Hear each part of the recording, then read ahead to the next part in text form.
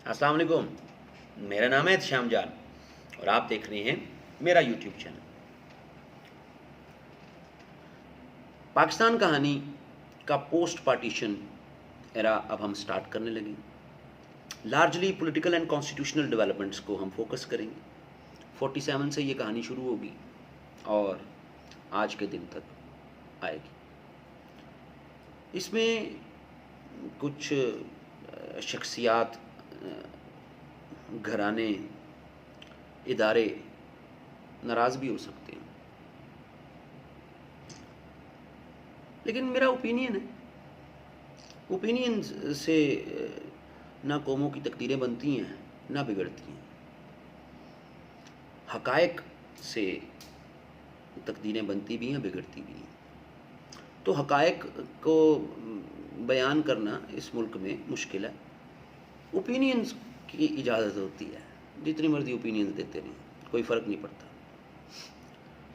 पहले ही क्लियर कर रहा हूँ। इसमें थोड़ा सा देर भी इसीलिए कर रहा था कि मैं सोच रहा था कि मुनासिब वक्त कब आए। खैर जी, 11 अगस्त 1947 जिन्ना साहब की बड़ी मशहूर speech, you are free to go to your temples, you are free to go to your mosque. क्या बात है। अब बात ये,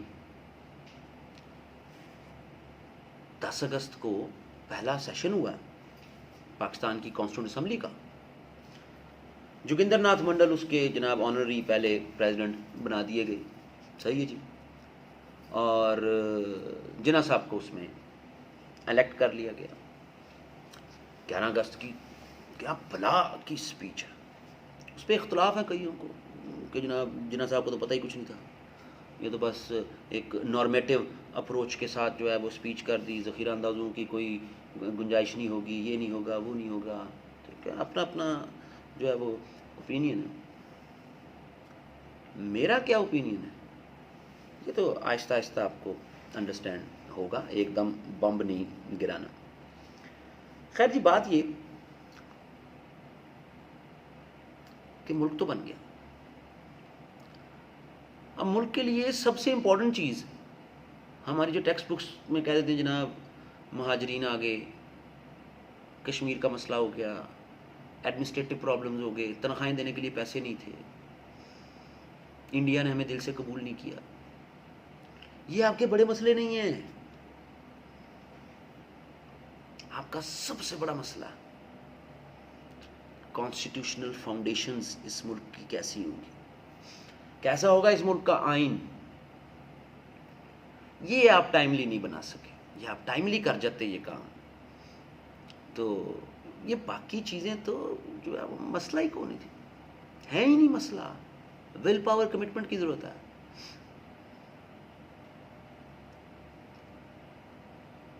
आइन बनाने के लिए, कॉन्स्टिट्यूशन के लिए 4 चीज़ें उनको मिला के आइन बनता है जी। आपको सबसे पहले ये क्लियर करना होता है कि कैसा होगा हमारा आइन, नेचर ऑफ कॉन्स्टिट्यूशन, फिर उसका स्ट्रक्चर, फिर उसकी ड्राफ्टिंग और फिर उसकी प्रोमलगेशन। असल तो फिर आपने नेचर सेट करनी है, असल तो आपने स्ट्रक्चर सेट करना है। ड्राफ्टिंग तो हो जाएगी, प्रोमलगेशन भी हो जाएगी। नेचर ऑफ द कॉन्स्टिट्यूशन अल्हम्दुलिल्लाह सेट करते करते आपको 1.5 साल लग गया। 1.5 साल नहीं, ज़्यादा लग गया, सॉरी 2.5 साल लग गया। मार्च 1949, सॉरी 1.5 साल, मार्च 1949 में आके आपने सेट किया कि नेचर ऑफ द कॉन्स्टिट्यूशन क्या होगा, कैसा होगा हमारा मुल्क का आइन, ऑब्जेक्टिव्स, रेजोल्यूशन। एक यूनिक एक्सपीरियंस है अपने दौर का, amalgamation of western ideas and Islamic ideas, उनको मिला के सवाल ही पैदा होता है कि इतनी देर क्यों लगी। हाँ, अब आप कह सकते हैं अनटाइमली डेथ ऑफ जिन्ना साहब, देन ये रेफ्यूजीज़ का इशू, कश्मीर वॉर, 48 की, एडमिनिस्ट्रेटिव इश्यूज, इन्होंने डिले कराया। लेकिन अगर आप रफ़ीक अफजल को पढ़ें, आप मोहम्मद वसीम को पढ़ें, तो आपको नज़र आता है कि ये फैक्टर्स कंट्रीब्यूटरी फैक्टर्स थे। असल तो वो पावर स्ट्रगल थी जो with in Pakistan Muslim league right from the beginning evolve हो गई थी। इनिशियली ये टसल ना महसूस तरीके से जिन्ना साहब और लियाकत अली ख़ान के दरमियान, और फिर जिन्ना साहब के बाद ये लियाकत अली ख़ान और चौधरी खलीकुज़्ज़मान के दरमियान बड़ी मज़ेदार टसल। ये जो पावर पॉलिटिक्स ना महसूस नज़र तरीके से, अब तो हमें एक किस्म का इस पे बोलना जो है वो तो हम समझते हैं लह ये कैसे हो सकता है। जिन्ना साहब पावर पॉलिटिक्स कर सकते हैं तो मेक श्योर जी, जिन्ना साहब 1947 अगस्त तक वो एक स्टेट्समैन है, उन्होंने कॉज ऑफ पाकिस्तान के लिए काम किया, उन्होंने जनाब मुस्लिम्स ऑफ इंडिया को एक पाथवे जो है वो प्रोवाइड किया, उसके लिए एफर्ट की। बट जब आप रूल में आ गए तो रूलिंग ऑपोजिशन जैसी नहीं होती।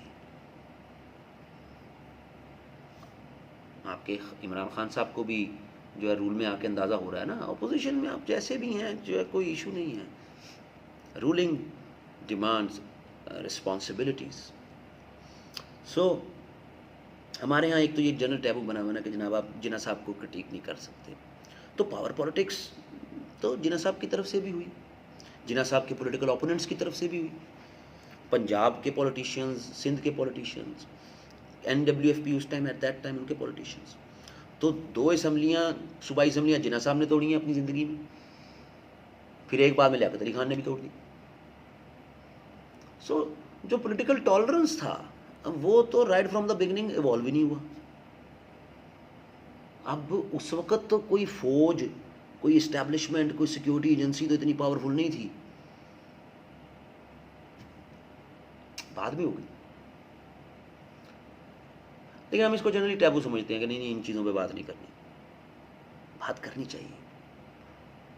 ये जो कोर्सिव और रिजिड एनवायरनमेंट है उसमें फिर जो है वो एंटी पाकिस्तान एलिमेंट्स ज़्यादा फ़ायदा उठा लेते हैं। जितना आप चीज़ों को ओपन करेंगे, खोलेंगे, उतना ज़्यादा जो है वो कैथारसिस भी तो होगा लोगों का। खैर जनाब मादरत।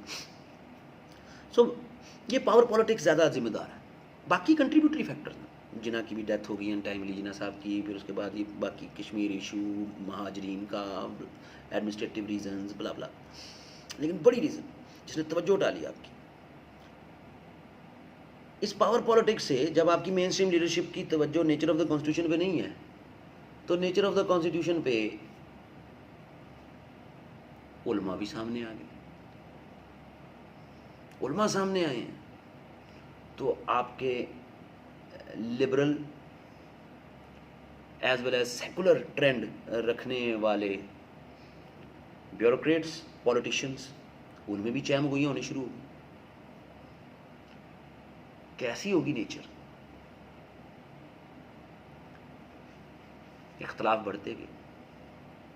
मदूदी साहब इस दौर में बड़े अपना चैम्पियन रोल प्ले करते रहे।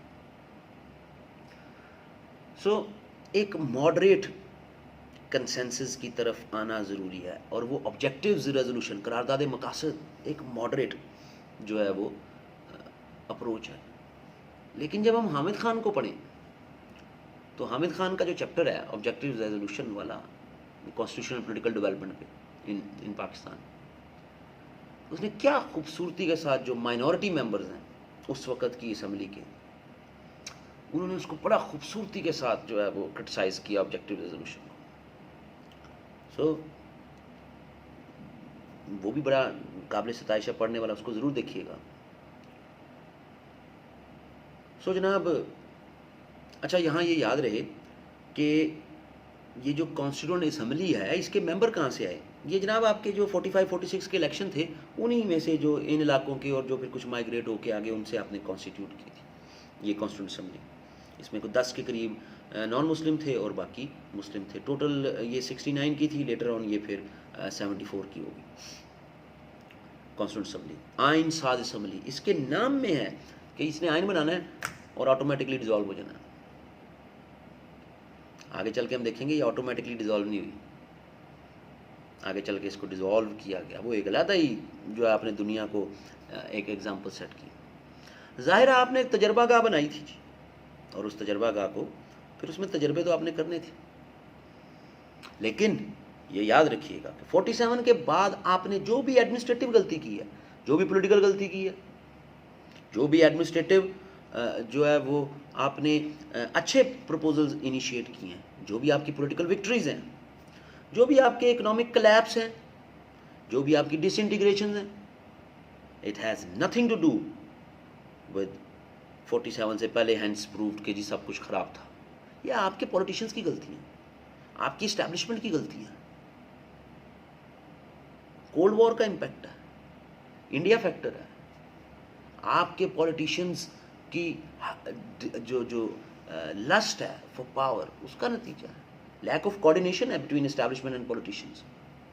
सो उससे आप मेरी मूवमेंट जो है उसको ब्लेम ना करें, अपने गिरबानों में झांकें।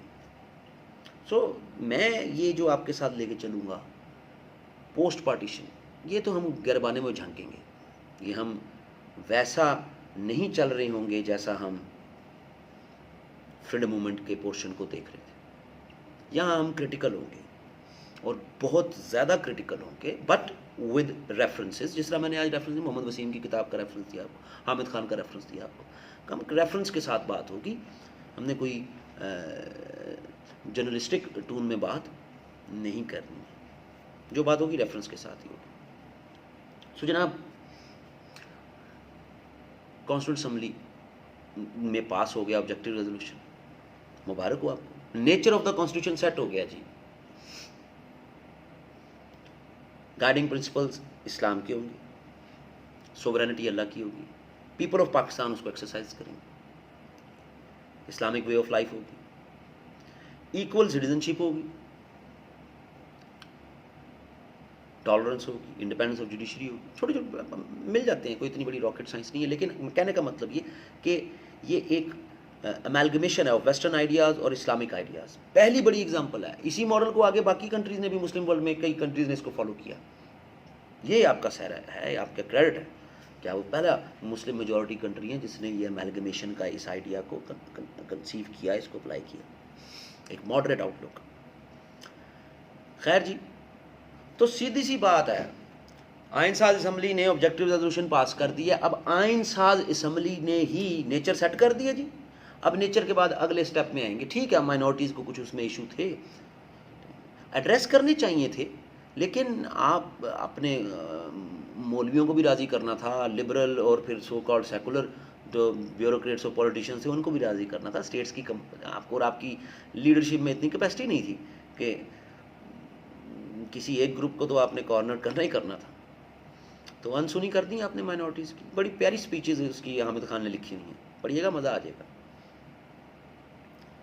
उसमें तो एक जो कहता है ना जनाब कि जो क्राउन है इंग्लैंड का, वो क्राउन ऑफ इंग्लैंड बजाते खुद रिलीजन का भी हेड है इंग्लैंड में, याद रखिएगा।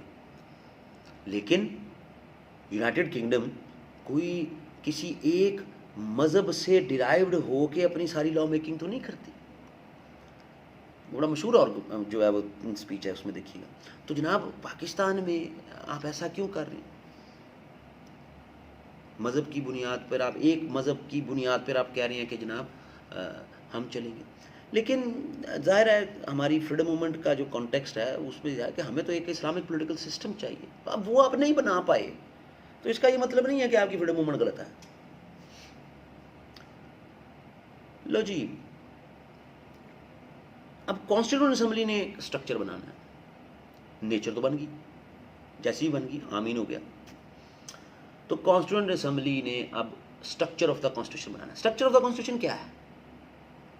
लेजिस्लेचर कैसा होगा, एग्जेक्टिव कैसी होगी, लेजिस्लेचर यूनिकैमरल होगा, बाई कैमरल होगा, अदर प्रोविजंस सारी, पूरा स्ट्रक्चर बना लेना, कितने आर्टिकल्स होंगे, ब्ला ब्ला ब्ला ब्ला। तो ये सारा कॉन्स्टिट्यूएंट असेंबली का काम है। लेकिन यहाँ पर भी एक फिर कंप्रोमाइज़ की पॉलिटिक्स हुई लियाकत अली खान साहब ने। अदर देन कॉन्स्टिट्यूएंट असेंबली जनाब एक कमेटी बनाई गई। अब इस कमेटी की लीगल हैसियत क्या बनती है? जब आपके पास आइन साज असेंबली मौजूद है, जिसका काम है, उसने nature of the constitution set किया, तो उसी का काम है कि वो स्ट्रक्चर ऑफ द कॉन्स्टिट्यूशन भी उस पर वर्किंग करे। तो आपने कमेटी बनाई जिसको उर्दू में कहते हैं बुनियादी असूलों की कमेटी, अंग्रेजी में कहते हैं बेसिक प्रिंसिपल्स कमेटी। अब इस बेसिक प्रिंसिपल्स कमेटी में आप कॉन्स्टिट्यूएंट असेंबली के मेंबर भी ले सकते हैं और कॉन्स्टिट्यूएंट असेंबली के बाहर से भी लोग ले सकते हैं, यहाँ पर उन ग्रुप्स को कि जो स्केप्टिकल थे उनको अकोमोडेट करने के लिए। अब पहले दिन से ही ये ज़हन में डाल लें कि बेसिक प्रिंसिपल्स कमेटी कहेगी रात है, और जब वो चीज़ कॉन्स्टिट्यूएंट असेंबली के पास आएगी तो कॉन्स्टिट्यूएंट असेंबली के काफ़ी मेंबरान जो नाराज़ हैं लियाकत अली खान से भी, और ये इस बात से भी कि ये अलहदा से फोरम क्यों बना के जो है वो नॉन कॉन्स्टिट्यूएंट असेंबली मेंबर जो हैं उनसे आप उनकी बातों पे जो है उनके इस रिकमेंडेशन पे आइन बना रहे पाकिस्तान का, तो हम यहाँ क्या लेने आए हैं, मैंगो। तो जनाब बुनियादी असूलों की कमेटी जब भी कॉन्स्टिट्यूएंट असेंबली के पास अपनी रिपोर्ट सबमिट कराएगी, कॉन्स्टिट्यूएंट असेंबली के मेंबर कहेंगे ना सोनिया ऐसे नहीं। अगले लेक्चर का इंतज़ार कीजिएगा। शुक्रिया।